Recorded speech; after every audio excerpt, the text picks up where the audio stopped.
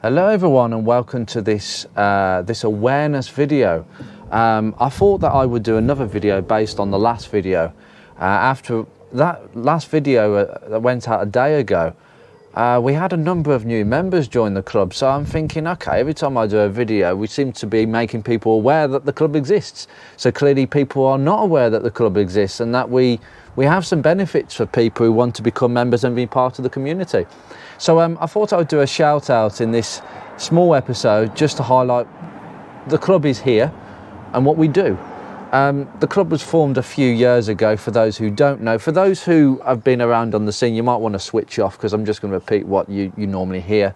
But the club was formed a few years ago by budding friends and committee members now who run the club, who oversee all the decisions of the club.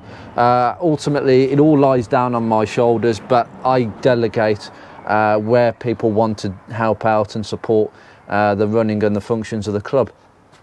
And it all started really at the Motorist in Leeds, in Sherburn and Elmet, and that place is like home to many of us in the committee. It was the first place that we met up with our focuses on a very, very nice day in April. And on that day we decided, this is so good, on the back of my YouTube videos, that we might as well try and start our own Facebook group. And we actually realised, actually, this could go somewhere, but we didn't quite know where. So we decided on a few things. None of us liked heavy modifications. We are all purists at heart. So we said, you know, we have to draw the line somewhere and say, okay, heavy mods are out, but subtle mods are in. And usually it's OEM stuff. Anything that could be fitted to a Mark 1, we accept. So, you know, we have many current members now who are driving on ESPs that weren't originally. Yeah, that'll be me. I started that, I think. They're very rare wheels, they are. And they're very nice. They're very, very subtle.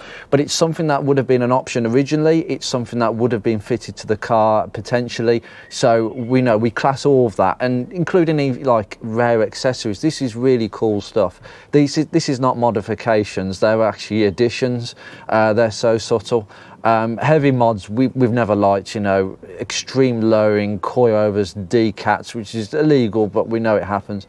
Lots of pops and bangs, and we've never liked that, and that's the reason why we've always negated a line somewhere. And if people are not sure whether their Mark 1 is too heavy or not, then they can always send us a picture to our main email address. We've got lots of contact emails on the website for anybody who isn't sure and want to ask the question. You know, we're not going to be rude about it. Everybody has their differences in the car community. Some are purists, some are modifiers, so it doesn't really matter. And on the back of actually starting that club on Facebook, and the popularity just increased. We had so many people try and join.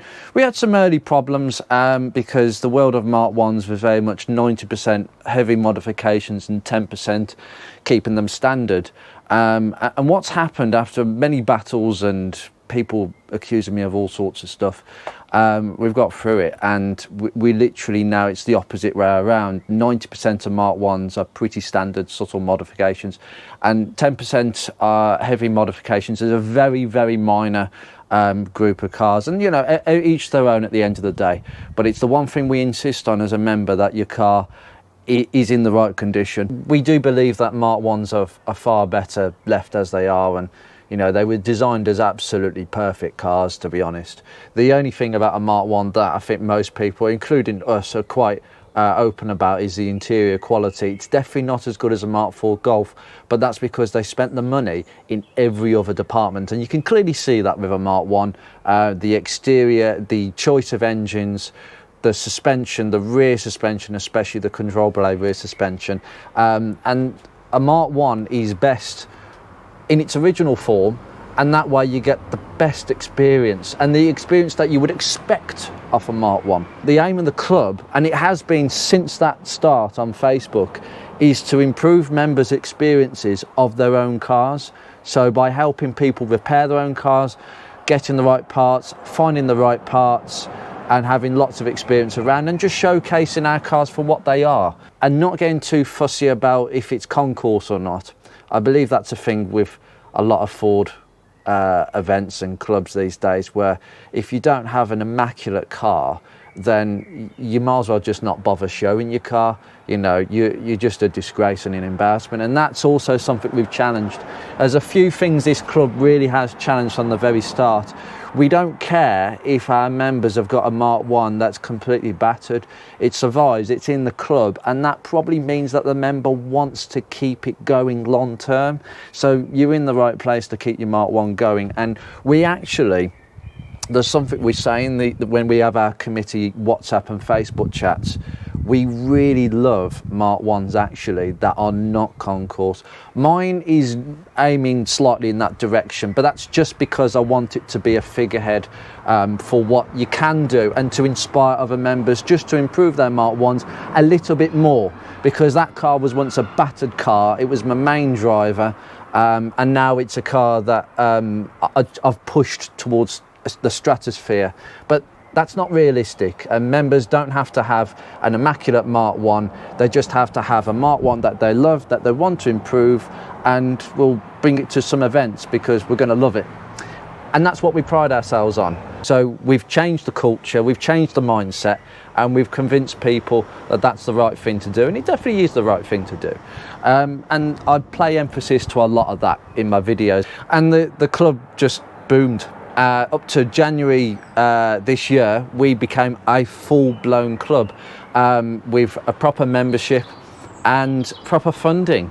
£10 a year, which is cheaper than any other membership-funded car club I've known. I draw on a lot of experience of what other car clubs do, a lot of traditional car clubs, and we are a traditional car club at heart. We try and do everything that the other clubs do. We are quite a digital club in terms of we don't have a magazine or anything like that, because that costs money and you need a full team of people willing to do that. We have a newsletter style blog that goes out probably every quarter from myself, featuring quite a few bits of news on the club. I email our members weekly from my own club email to inform members of what's going on, reminders about events, especially nagging about events, because we really do want members to attend events. Getting Mark 1s out to an event where there are other Mark 1s, they are rare opportunities and you must take them. We always do shout about that with our members. So yeah, we really pride ourselves on our events, and I organise that completely. Many members also organise local meetings, very small gatherings, whether it's at a show, a breakfast meet, or anything else really. So we've got that going on. We also have a parts Bible, which I myself mainly write up with a few other members of the committee specialising in a few areas. And this parts Bible is literally the Bible. We strip down a Mark 1 into every single part and component, and it's been going on for the last year since I started it. It is not finished, it's far from finished, but we have so many parts. We actually have to figure out if we need another website for the amount of things we've written, and we go into the parts numbers that you need for this item, whether it's the numbers or the Ford finish codes, the date that is applicable to your Mark 1, because a lot of the parts changed over production, and where you can get them from, whether it's genuine or aftermarket. It's a swath of information, and we put some nice diagrams on there just to show you probably the location of the item, just if you can't visualize where that part goes. So honestly, the amount of information on there means that the members will have the same level of knowledge and information that's in my head, and that's important because many car clubs don't do that.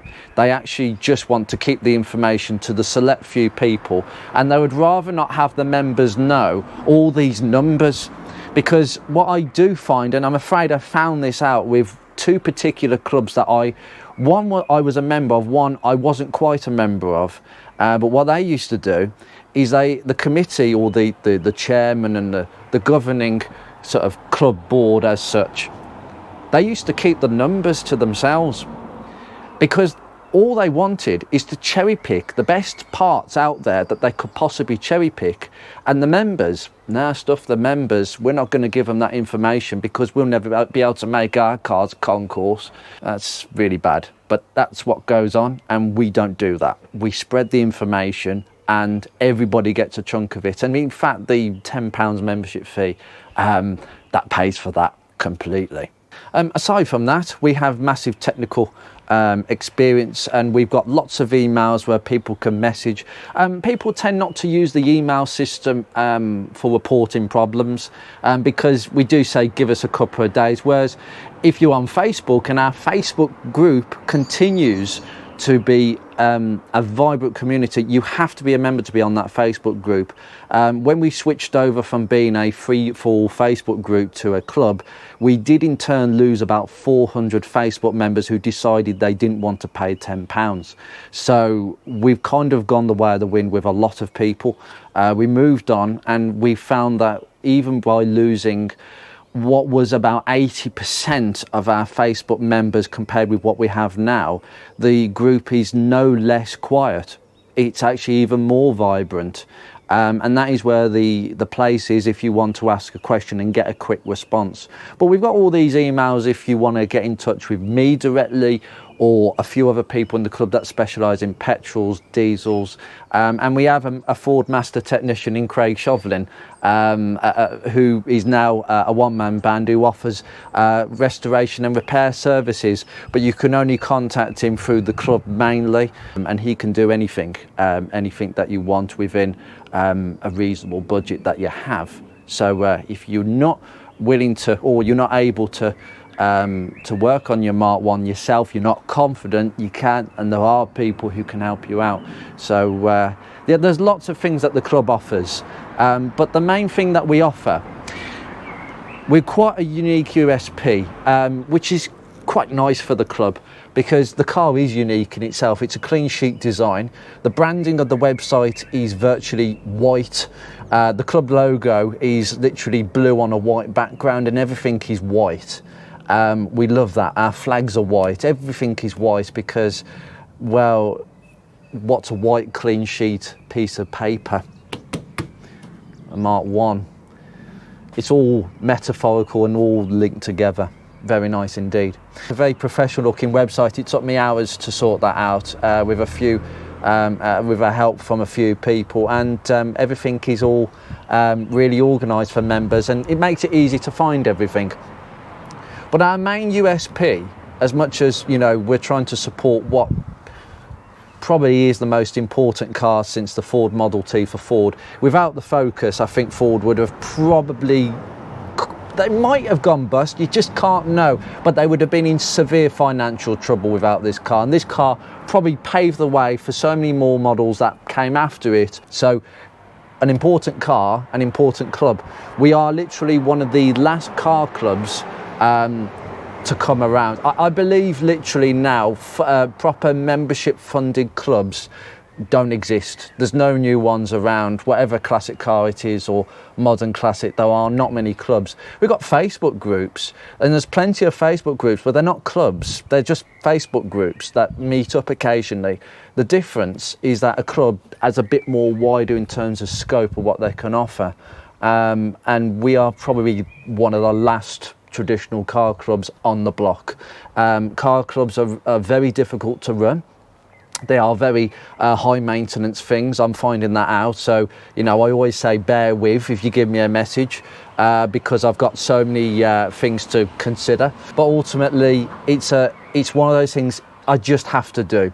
And it's had so many positives, it's untrue. So all the members that support the club by paying their fee every year, joining in the events, and helping other members, because as a member you are effectively part of the organisation when you come into it.